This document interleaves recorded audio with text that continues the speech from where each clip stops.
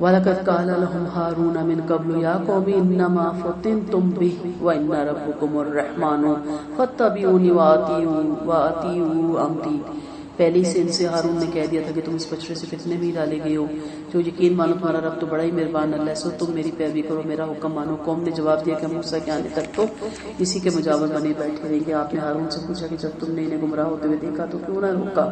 کہا تم میری پیروی نہیں کر رہے تھے اور میرے حکم کے خلاف چل رہے تھے۔ انہوں نے جواب دیا آپ میری داڑھی نہ پکڑی اور نہ میرے سر کے بال، مجھے ڈر ہوا کہ آپ یہ نہ کہ تم نے اسرائیلیوں کے درمیان پھوٹ ڈالتے ہوئے میری بات کا خیال تک نہ کیا۔ پوچھا اے سامری تجھے کیا ہوا تھا؟ اس نے کہا کہ میں نے وہ چیز دیکھ لی جو لوگوں نے نہ دیکھی تھی، اس لیے میں نے فرشتے کے نقش قدم سے ایک مٹھی خاک میں لے لی، پھر میں نے اسے اس گھڑے میں ڈال دیا، یہ بات میرے دل میں آئی تھی۔ فرمایا اچھا جا دور ہو جا، اب تیری زندگی میں یہ سزا ہے کہ تو مت چھو، یہ کہتا رہے گا اور یقین مانو کہ تیرے لیے ایک وعدہ اور بھی ہے، تیرے بارے میں ہرگز خلاف نہیں کیا جائے گا۔ اب تو اپنے اس معبود کو دیکھ جس کا تو مجاور بنا بیٹھا تھا کہ ہم اسے جلا کر اس کی راکھ دریا میں بکھیر کر بہا دیتے۔ تمہارا معبود تو اللہ ہی ہے جس کے سوا کوئی عبادت کے لائق نہیں، اس کا ان تمام چیزوں کو گھیرے ہوئے ہے۔ کہ ہم پیچھے پڑ چکے ان کی تلافی کیسے ہوئی تھی۔ بچڑا پوجنے والے اور جس نے نہیں پوجا، جس نے ان کو نہیں روکا تھا، آپس میں دوسرے کو قتل کرنے کا حکم آیا تھا، اور پھر اس کے بعد اللہ نے نبی کی دعا سے اس حکم کو موقوف کیا تھا اور کافی لوگ اس وقت مارے قتل ہوئے تھے۔ سو دونوں کی بخشی تھی، مارنے والوں کی بھی اور جو مر بھی گئے تھے، لیکن سامری کی معافی نہیں ہوئی کیونکہ وہ ان کا سردار تھا اور اس نے بچنے کا ان کو آئیڈیا دیا تھا۔ سو اس کو کہا گیا کہ تمہاری یہ سزا ہے کہ تمہیں جو چھوئے گا اسے بھی وہی بیماری لگ جائے گی جو تمہیں ہے، کہ وہ ہر وقت بخار میں تپتا رہتا تھا اور کوئی اس کو چھو لے تو اس کا بخار زیادہ تیز ہو جاتا تھا، اس لیے اس لوگوں سے دور دراز بھاگتا رہتا تھا اور یہ کہتا رہتا تھا کہ مجھے ہاتھ نہ لگاؤ، مجھے مت چھوؤ۔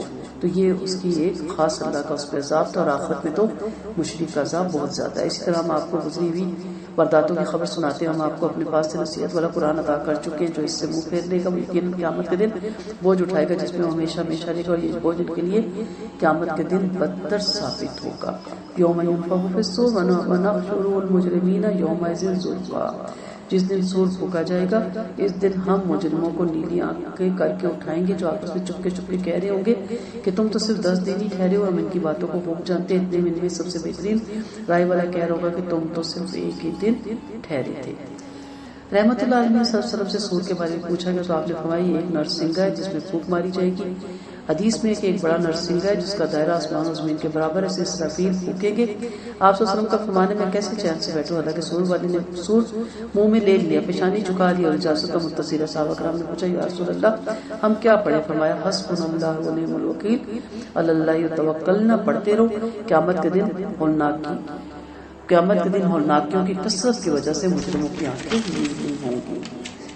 لوگ آپ سے پہاڑوں کے بارے میں پوچھ رہے، آپ فرماتے ہیں میرا رب ریزہ ریزہ کر کے برگندہ کر دے گا، پھر انہیں کوئی چٹیل صاف اور ابار میدان کر کے چھوڑ دے گا۔ آپ اس میں نہ نشیب دیکھیں گے نہ کوئی فراز لوگ اس دن پکارنے والے کے پیچھے پیچھے ہو لیں گے، جن کے سامنے کوئی نہ ٹیڑھا ہوگا نہ مہربان، اللہ کے سامنے واضح پست ہو جائیں گے اور آپ خسر خسر ہی سن سکیں گے۔ یعنی اتنا روب اور دبدبا ہوگا جب لوگ یہ حالات ہولناکیاں دیکھیں گے اور پکارنے والے کی آواز پہ لبیک کہیں گے، دوڑ کر اس کے پیچھے جائیں گے، جدھر حکم ہوگا ادھر ہی جائیں گے۔ آج جدھر حکم ہے ادھر نہیں جاتے، اس دفعہ ادھر اگر اس کے حکم کے مطابق چلے تو فائدہ بھی دے، اس دن کی اطاعت کوئی فائدہ نہیں دے گی، تو کہا کوئی بات نہیں کر سکے گا۔ یومئذ لا تنفع الشفاعۃ الا من اذن له الرحمن ورضی له قولا، اس دن سفارش فائدہ نہ پہنچائے گی مگر جسے مہربان اللہ اجازت دے دے اور اس بات سے راضی بھی ہو۔ اللہ خوب جانتا ہے، لوگوں کا علم اس پر حاوی نہیں ہو سکتا۔ چہرے زندہ اور کائنات کو سنبھالنے والے اللہ کے سامنے جھک جائیں گے۔ لاد کر آنے والا ناکام رہے گا، جس نے نیک عمل کیے ہوں گے اور ایمان بھی لایا ہوگا وہ بے انصافی اور حق تلفی کے خطرے سے محفوظ رہے گا۔ رحمت اللہ علیہ صلی اللہ علیہ وسلم سفارش فرمائیں گے۔ اللہ کے رسول نے فرمایا میں عرش پر کے سامنے آؤں گا اور اللہ کے سامنے سجدے میں گر جاؤں گا اور اللہ مجھ پر ایسی ایسی تعریفیں کھول دیں گے جن پر اب میں قادر نہیں، پھر جب تک اس سے منظور نہ ہوگا مجھے سجدے میں پڑا رہنے دے گا۔ پھر مجھ سے فرمائے گا محمد اپنا سر اٹھائیے، کو تمہاری بات سنی جائے گی اور سفارش کرو تمہاری سفارش مان لی جائے گی۔ فرمایا پھر میرے لیے ایک تعداد مقرر کر دیجیے کہ میں انہیں جنت میں داخل کرا کے پھر آؤں گا، اور آپ نے 4 بار آنے کا ذکر فرمایا۔ اللہ ہمیں ان لوگوں میں شامل کرے جن کی شفاعت اللہ تعالیٰ کے نبی کریں گے اور اللہ قبول کر لے گا، اور جن کو اللہ کے نبی جنت الفردوس میں جانے کی سفارش کے سبب پروانہ دیں گے۔ وَكَذَلِكَ أَنزَلْنَاهُ قُرْآنًا عَرَبِيًّا وَصَرَّفْنَا فِيهِ مِنَ الْوَعِيدِ لَعَلَّهُمْ يَتَّقُونَ أَوْ يُحْدِثُ لَهُمْ ذِكْرًا. اسی طرح ہم نے آپ پر عربی زبان والا قرآن اتارا اور اسی طرح طرح طرح سے ڈراوے بیان کیے تاکہ لوگ پارسا بن جائے یا ان کے دلوں میں غور و فکر پیدا کر دے. لہٰذا بلند و بالا والا اللہ سچا شہنشاہ ہے. آپ قرآن پڑھنے میں جلدی نہ فرمائیے جب تک کہ آپ پر اتاری جانے والی وحی پوری نہ کر لی جائے. یہ دعا فرماتے رہیں کہ اے میرے پروردگار میرے علم میں اضافہ فرما. علم کی زیادتی کی دعائیں یہاں بتائی جا رہی ہے کہ آپ علم کی زیادتی کے لیے اپنی رب سے دعا کیا کریں. چنانچہ آخری دم تک آپ کے علم میں اضافہ ہوتا رہے گا. آپ صلی اللہ علیہ وسلم کا فرمان ہے کہ آپ پر لگاتار وحی آتی ہے یہاں تک کہ جس دن آپ فوت ہوئے اس دن بھی خوب وحی آئی. اور آپ یہ دعا فرمایا کرتے تھے اے اللہ جو تو نے مجھے سکھایا اس سے مجھے فائدہ پہنچا, مجھے مفید علم سکھا, میرا علم بڑھا اور ہر حال میں اللہ ہی کی بڑھائیاں. ابن ماجہ میں آپ کو یہ دعا مل جاتی ہے. اللہم انفعنی بما علمتنی وعلمنی ما ینفعنی وزدنا علما والحمدللہ علی کل حال. دیکھو ہم نے پہلے ہی آدم کو اس بات کی تاکید کر دی تھی مگر وہ بھول گئے اور ہم نے ان پر عزم نہیں پایا. اور جب ہم نے فرشتوں سے کہا کہ آدم کو سجدہ کر لو تو ابلیس کے علاوہ تمام فرشتوں نے سجدہ کیا, بس اس نے انکار کر دیا. پھر ہم نے کہا کہ اے آدم یقیناً یہ تمہارا اور تمہارے اہلیہ کا دشمن ہے, ایسا نہ ہو کہ تم دونوں کو جنت سے نکلوا دے پھر تم کو تکلیف ہو. یقیناً جنت میں تم کو یہ آرام ہے کہ نہ تو تمہیں بھوکے رہتے ہو نہ ننگے ہو, نہ تم اس میں پیاسے رہتے ہو نہ دھوپ میں, مگر شیطان نے ان کے دل میں وسوسہ ڈالا. اس نے کہا اے آدم کیا میں تمہیں میشکی والی جنت اور نہ بنانے والی بادشاہت نہ بتاؤں. آخرکار دونوں نے اس طرف سے کھا لیا تو ان کے پردے والے عذاب کھل گئے. پھر وہ جنت کے درختوں کے پتے اپنے جسموں میں لپیٹنے لگے اور آدم نے اپنے رب کی نافرمانی کی اور بہک کے پھر انہیں ان کے رب نے چن لیا, ان کی توبہ قبول فرمائی اور ان کی رہنمائی فرمائی. فرمایا دونوں ایک ساتھ جنت سے اترو, تم میں سے ایک دوسرے کا دشمن ہوں گے. پھر اگر تمہارے پاس میری ہدایت آ جائے تو جو کوئی میری ہدایت کی پیروی کرے گا وہ نہ گمراہ ہوگا نہ مشقت اٹھائے گا. جو میرے ذکر سے منہ موڑ لے گا یقیناً اس کی زندگی تنگ کر دیں گے. وَمَنْ أَعْرَضَ عَنْ ذِكْرِي فَإِنَّ لَهُ مَعِيشَةً ضَنْكًا. یہ جو زندگی تنگ ہے نا یہ وہی ہے, نہ برکت ہے نہ سکون ہے نہ اولاد فرما بردار ہے. تو یہ ساری زندگی کی تنگی, ہر طرح کی مشکل پریشانی تنگی ترشی بیماری ہاری سب اس کے پاس ہے. اور سکون بھی نہیں, اللہ کے ساتھ دل بھی نہیں لگا ہوتا. پھر اس کے ساتھ بیماری کے بعد موت کی بھی تنگی اور ترشی ہے. سکرات الموت کا وقت بھی بڑا مشکل ہے. پھر قبر کی بھی تنگی ہے, قبر کا بھی گھٹن ہے, قبر کی بھی پریشانی ہے. پھر منکر نکیروں کے جواب کی بھی پریشانی ہے. پھر حشر کے میدان کی بھی تنگی ترشی اور پریشانی ہے جب سورج سوا نیزے پہ ہوگا. پھر عمال نامے ملنے کے بعد پھر پرسرات سے گزرنے کے بعد یہ سارا معیشت تنگ کا. وَنَحْشُرُ يَوْمَ الْقِيَامَةِ أَعْمَىٰ. کیونکہ آنکھیں دی تھی جس کام کے لیے اس کام میں استعمال نہیں کی تو اس دن اللہ تعالیٰ قیامت کے دن اندھا اٹھائیں گے. وہ پوچھے گا قَالَ رَبِّ لِمَا حَشَّرْتَنِي أَعْمَىٰ وَقَدْ كُنْتَ بَصِيرًا. اے رب تو نے مجھے اندھا کر کے کیوں اٹھایا حالانکہ میں تو خوب دیکھنے والا تھا. کیا دیکھتا بھالتا تھا؟ اپنے فائدے کی چیزیں, اپنے مطلب کی چیزیں, اپنی شہوت کی چیزیں, اپنی پسند کی چیزیں. جن چیزوں سے کہا گیا کہ آنکھیں بند رکھو نہیں رکھی, جس چیزوں سے کہا آنکھیں ہٹا لو نہیں ہٹائی, جس طرف کہا کہ آنکھیں لالچ سے نہ ڈالو نہیں ہٹائی. اللہ کے حکموں سے ہمیشہ اندھا بنا رہا اور اپنے نفس کی پیروی میں لگا رہا. حق تعالیٰ فرمائیں گے اسی طرح ہونا لائق تھا, تیرے پاس ہماری آیتیں آئی تھی مگر تو نے انہیں بھلا دیا تھا, اسی طرح آج تجھے بھی بھلا دیا جائے گا.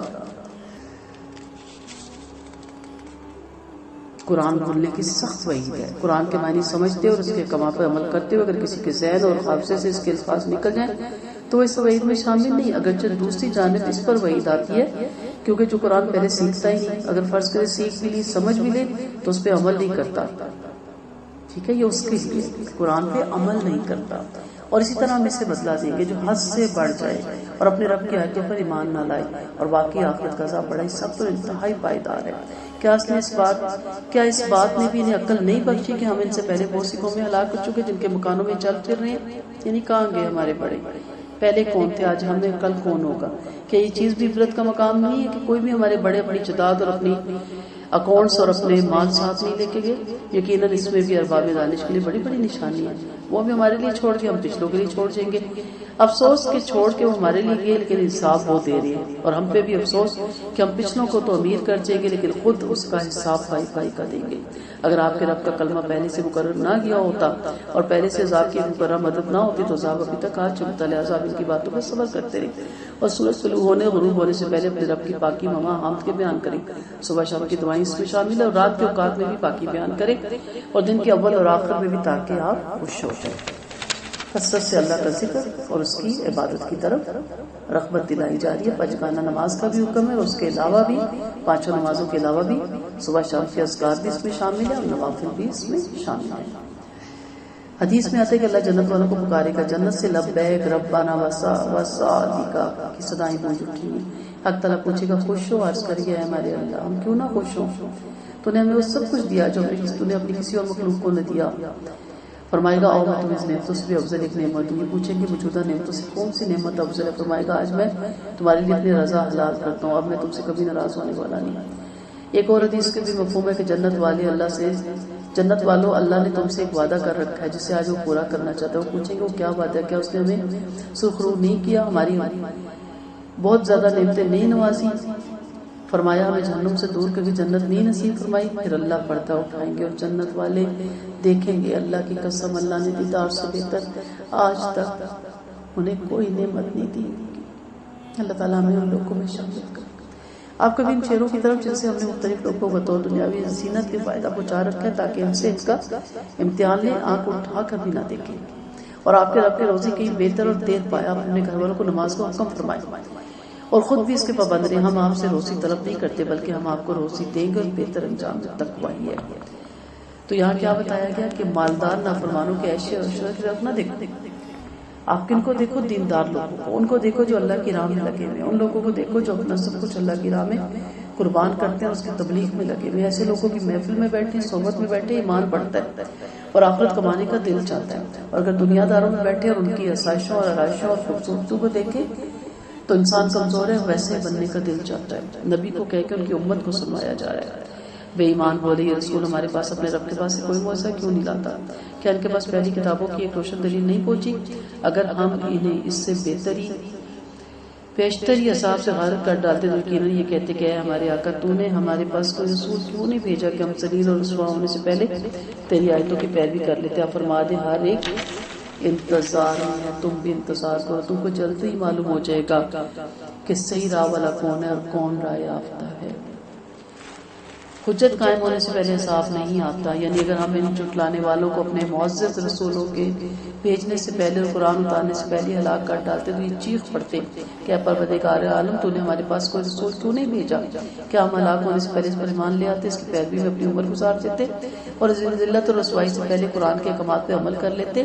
اللہ فرما رہا ہے یہ جھٹلانے والے سرکش اور مغرور باتیں بناتے ہیں. اللہ تعالیٰ حجت تمام کرتا ہے. اللہ تعالیٰ ہر ایک کے کان تک اپنی ہدایت اپنے احکامات کو پہنچا دیتا ہے. اس کے بعد اس کے مقررہ موت کا وقت آتا ہے تاکہ کل وہ یہ نہ کہ اللہ تعالیٰ ہم تک تیرا پیغام نہیں پہنچا. وآخر دعوانا ان الحمد للہ رب العالمین.